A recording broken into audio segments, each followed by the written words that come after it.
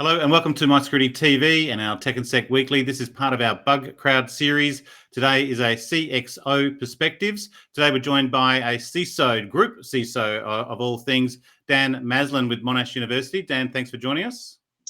Thanks, Chris. Thanks, Nick. Thanks for having me. And introducing Nick Mckenzie, the Chief Information and Security Officer with Bugcrowd. Nick, thanks once again for joining us. Hello. Look, very good episode, this one, even just on the pre-session discussions. A group CISO, Dan, maybe introduce us to your role as a group CISO. And I mentioned Monash University, the tertiary environment is unique in its own right as well. But just what your role involves, maybe day to day. I'm sure every day is different. Then we'll go through the structure and how you're working with Bugcrowd as well. Yeah, absolutely. So I've been at Monash University now for around 5 years. So I was their first CISO, brought in to lead a team and to develop a vision and a bit of a strategy for the university for the next 3 to 5 years. As part of that role, we deployed a large uplift program, and we've built a pretty mature team in-house. And about 18 months ago, the university started to look more at the Monash group. So Monash University has a heavy historical presence in Australia. We're Australia's largest university. And we also have universities and entities around the globe. So we've got a large presence in Malaysia, Indonesia, within China, Europe, and some in South America as well. Monash's perspective is changing to a group view. So my role morphed into starting to provide oversight from a cyber perspective over those other entities. They typically run their own independent IT teams, and they have been run separately. But we wanted to bring that group lens and that consistency in terms of reporting, in terms of risk management to those other entities over the coming years. So we've made a lot of headway in our Malaysia university, which is quite a large university on its own. And we're starting methodically over the next few years to work around to the other entities. So that's how I've morphed from a CISO of Monash University Australia to the group CISO.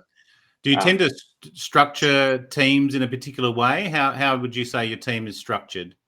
Yeah, so one of my first steps was to put in a strong leadership team underneath me. We had some really good operators already there, but it was quite a small team. So my approach was to build a strong leadership team to support me within the first year, and then within the second year was to build another layer underneath them to support those that leadership team.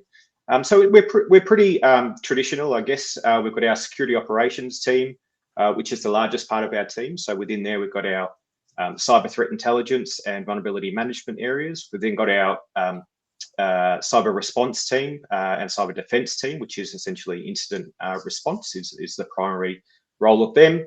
Then we've got an engineering team, which is still under the operations area. We've then got our security architecture teams. We've got our awareness and outreach teams. Security application security team as well.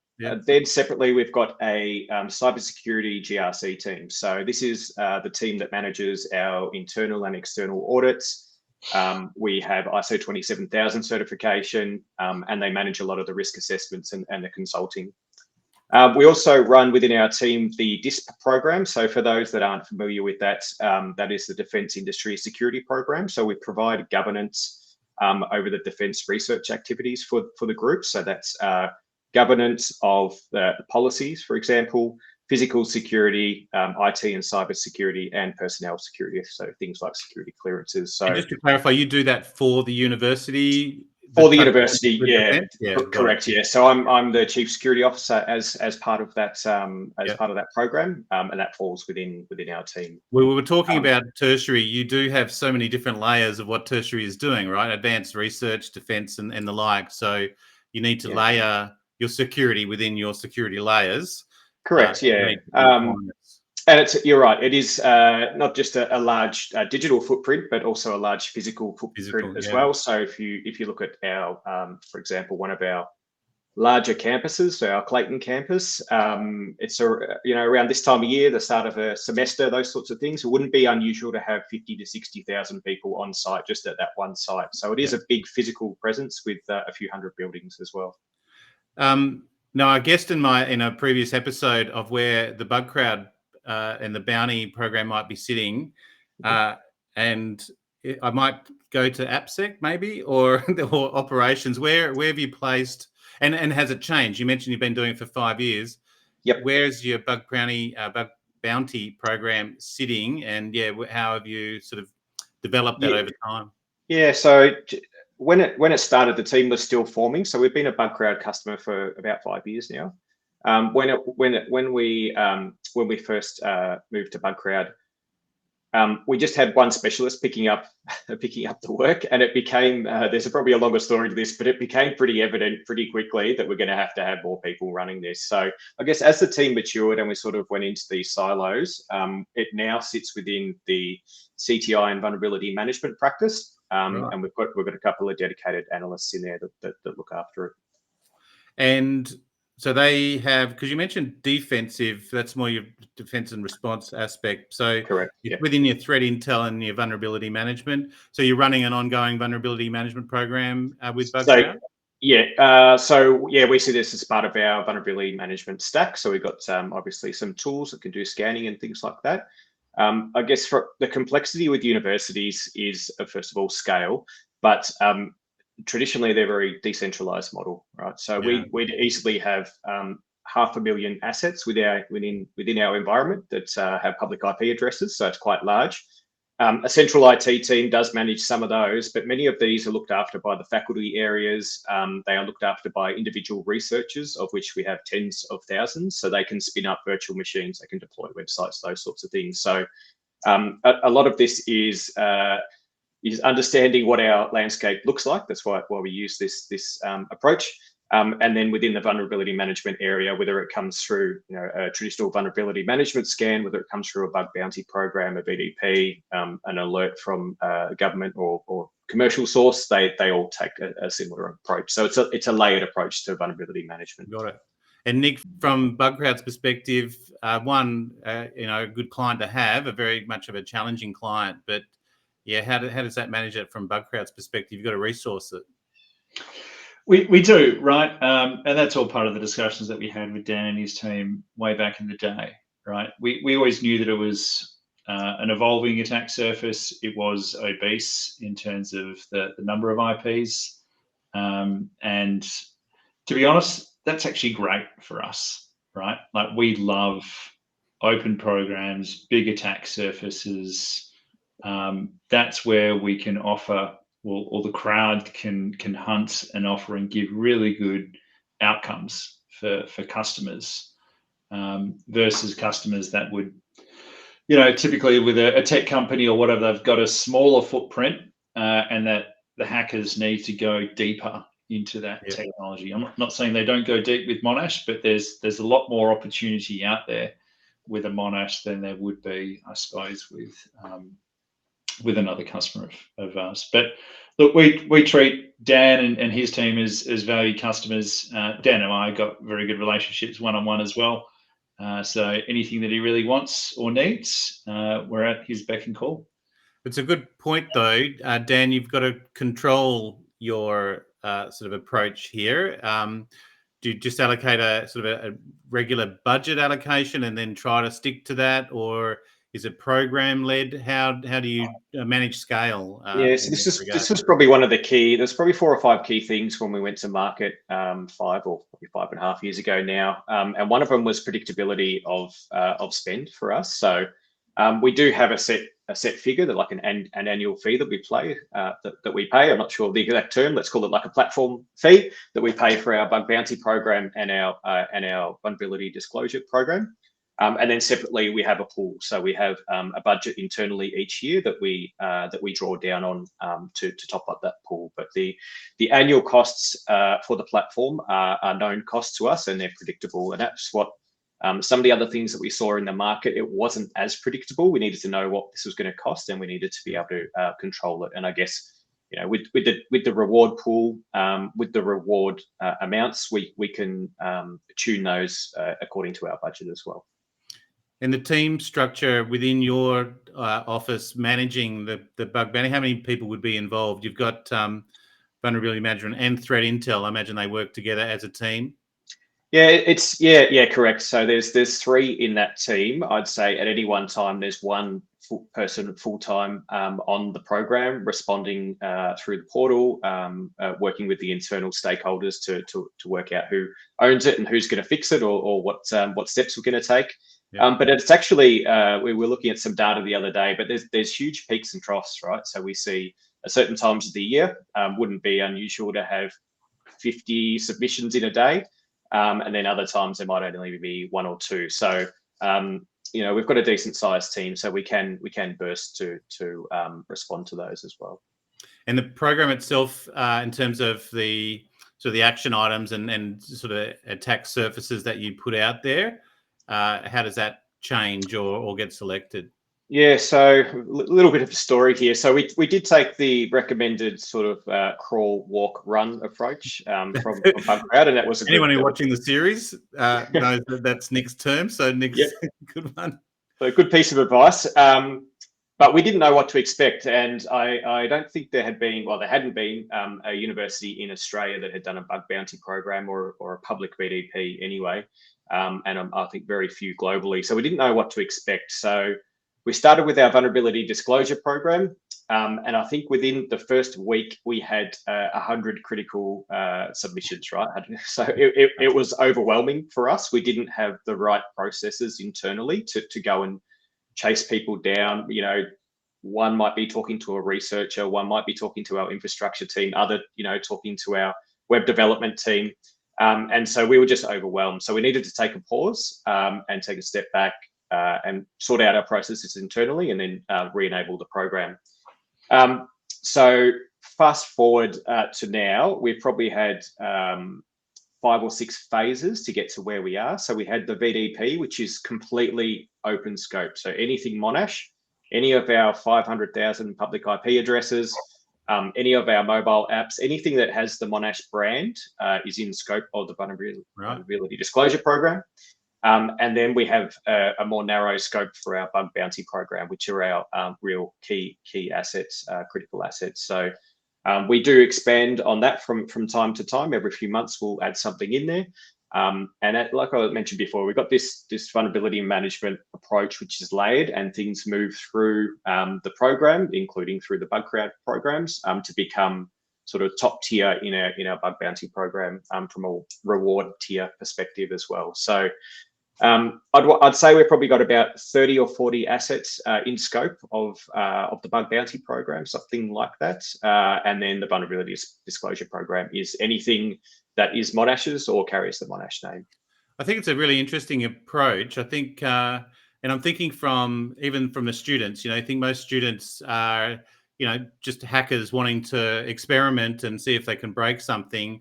Nick, do you think this is, it's an attraction from the student side to legitimately, ethically hack? Do you find that they're coming in potentially that's from a good thing from a Bugcrowdy perspective and get the community and they can join the community legitimately and upskill that way rather than just hoping that no one's touching it? So before I joined the university, and I'd never worked in the sector before, that's what I assumed, that a lot of students would, fiddle, experiment, those sorts of things, as we all did when we were students. But we don't see it as much, to be honest. The networks that the students are on are quite segmented. And I think, the code of conduct and things like that, the policies that are in place sort of are really clear around don't fiddle with things. So we don't have as many as what I would have thought if you'd asked me 5 or 6 years ago. But we do have a few. We know that a few of them, particularly in our student club, so we've got an information security student club, they are active on the Bugcrowd platform. And so let's say there are a handful, but yeah, it's not what I would have thought 5 or 6 years ago. Fair enough, and I imagine things have changed, but it's kind of where I was heading. Nick, that's a good thing. That's you're now picking up, the Monash students and their graduates are coming onto your program, and that they can there share those skills out to the community, right? Absolutely, right. We encourage more the merrier. The only thing, not the case with Monash, but definitely it's been raised from other customers. We obviously have a policy in place where internal employees for various customers obviously can't be part of the same program. Right. There's obviously a conflict of interest if you have, let's say, a security person within a bank hunting on that bank's program, right? So we've got a strict policy in relation to that. But yeah, absolutely agree with what Dan mentions. Encourage it, more the merrier. It's all about learning, trying new novel techniques as well, and that's ultimately a good thing in the long run. Well, I like the way you've raised that conflict of interest. So basically, they have to graduate from Monash first, then they can come back and attack it. One thing was the learning outcomes, I suppose, internally for yourself and your teams over 5 years, the advantages of finding these vulnerabilities, learning how they were discovered as well. Dan, very important. Yeah, it's been amazing, and I guess this program I actually stay quite close to. I'm in the portal myself. I'm actually interested in a lot of the in a lot of the submissions. The findings, particularly in the last couple of years, I guess for the first few years we got rid of the low hanging fruit. Let's call them, and now we're really finding the curly ones. So I say to my team sometimes these are amazing. There have been a number of 0 days discovered through this program. So obviously they're quite surprising. But even things where you might think that you've got a pretty solid approach to, something like a DMARC or SPF, which is, relatively simple. You get these niche researchers that are real experts in their area, and they'll call out, 1 or 2 characters that are in your records that are causing a problem. And you go, my God, I did not expect that. But we see all sorts of stuff, specialists in attacking our APIs, our websites, our mobile apps, specialists that find VoIP phones and UPSs and all sorts of stuff. So it's, I guess, nothing really surprises me that much these days, but there are some really interesting findings, and like being able to sort of connect our vast technology environment to like these really niche researchers is really good for us. Very nice. And we take that stuff away as well, and we'll take it back to our digital teams or our development teams or researchers, and it's like a lesson learned for them. Like we replay them, maybe a video or the steps to reproduce the error. They learn from it, we get it retested. And in theory, that shouldn't really happen again, right? So it's a really good sort of cycle for us. Well, I understand you've created some case studies out of this as well. So it's something that you need to create new learning outcomes for. We've already refreshed a case study because the case study was a few years ago, but it was just about how to attack, I guess, the problem we were having with visibility of such a large environment, and how can you do it at scale? How can you do it to cover the maximum amount of technology types that you have? And that's really what we spoke about in that case study a few years ago. Yeah. Nick, just generally tertiary environments, do you find it's almost a standard thing now that they would be running a bug bounty program? Are you seeing other tertiary clients, not just here in Australia, but internationally? As we say, they're very fat in terms of threat and the landscape. Yeah, it's becoming more and more, right. In Australia alone, I think that they are definitely following in the tailcoats of Dan Maslin and his team. Sort of set a precedence in that regards. But I would say I wouldn't say we've got all the universities in Australia, but we've definitely got some chunky ones out there on the East Coast, one on the West.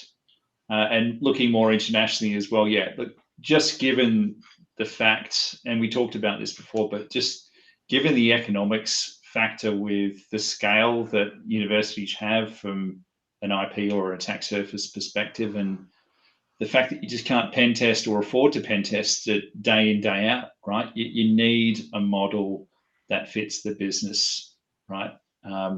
So it's a slam dunk candidate for universities, for educational facilities that do have that type of profile and footprint. The other aspect, Dan, is that you're in international business as well. You mentioned Malaysia. We recently, on a separate matter, reached out to Monash in Malaysia. Do you find that that's another match here with Bugcrowd, given it's an international community? And how do you manage your different sort of satellite locations? They're all in scope, but yeah, does that something that matches Bugcrowd scale as well? Yes, I guess like from a logistics perspective on the Bugcrowd platform, it is easy enough to add new targets to go through. So if we had particular targets in some of our other universities, we can move those through the BDP and up through the various tiers that we have in the bug bounty program as well. So that's fairly straightforward. But actually, Malaysia is a good example of sort of where we see a lot of the researchers come from. So when I look at sort of the Hall of Fame or the leaderboard for our program, we do see a lot of international folks on there as well, and Malaysia's right up there. So yeah, I think we might be able to tap into something there at some point. Well, I understand there's a lot of training from Australia into Malaysia on cybersecurity, so that might have something to do with it. The training must be working. Yeah. I suppose the last one is what other advice would you have for other CISOs within this scope, not just on scale, but bug bounty? We mentioned the crawl, walk, run approach, but yeah, just your general advice and observations of bug bounties.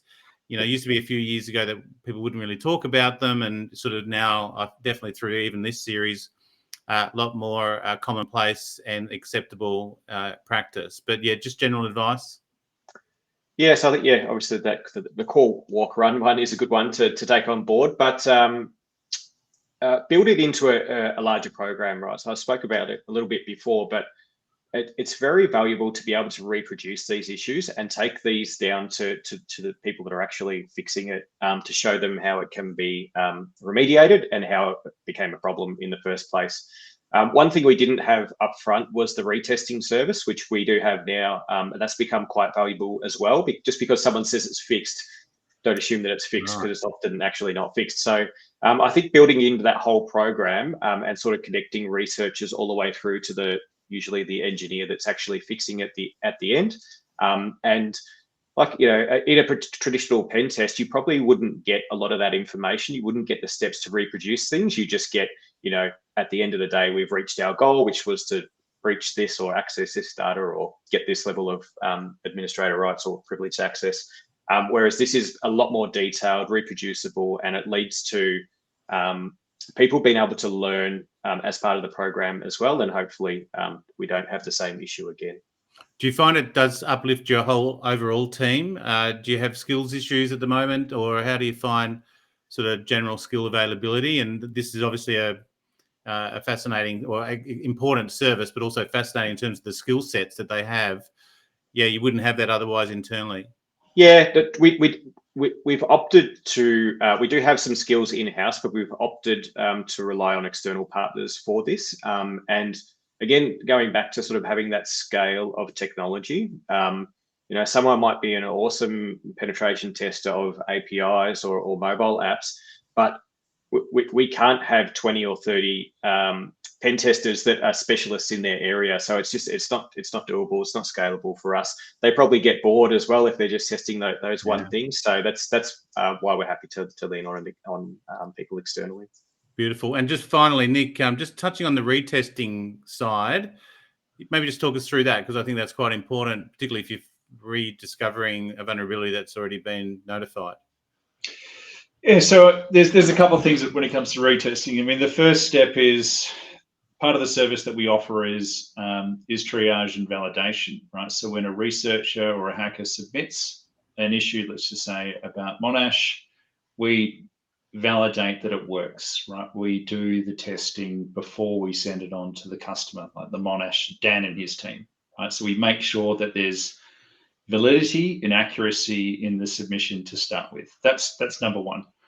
From a retesting perspective, the customer also has the option, if they choose, to ask us to retest this once the customer has remediated the issue itself. So there's a button within the platform, or you can just ping us directly saying, you know, we've closed this issue down.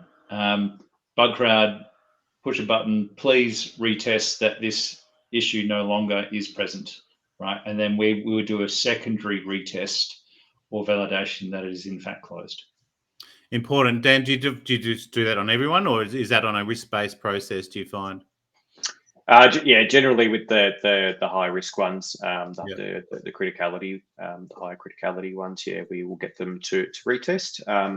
I'd say it's not always fixed on first attempt, so I think it is a valuable service and something we learnt along the journey. Nice. Well, look, I didn't have some of the numbers, but you got thousands of IP addresses and endpoints. You got multiple locations around the globe as well. And at any point in time, 50 to 60,000 people in one location on campus. It is really quite a unique environment. But Dan Maslin, Group CISO with Monash University, thank you very much for joining us on the CISO Perspectives with Bugcrowd. And Nick Mckenzie, the Chief Information and Security Officer, once again, thank you very much for joining us on our MySecurityTV Bugcrowd series. Thank you. Thanks, Chris. Thanks, Dan. Appreciate it, mate.